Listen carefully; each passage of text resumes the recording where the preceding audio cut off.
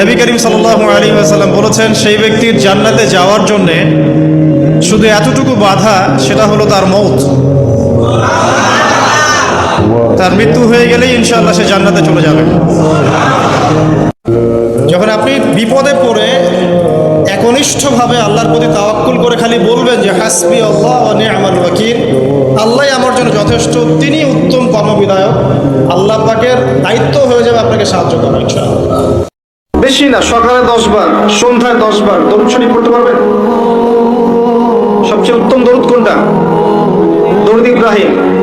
একটা ছোট্ট শিখিয়ে দিচ্ছি, আল্লাহুম্মা সাল্লি ওয়া সাল্লিম আলা নবিয়িনা মুহাম্মদ। পারবেন?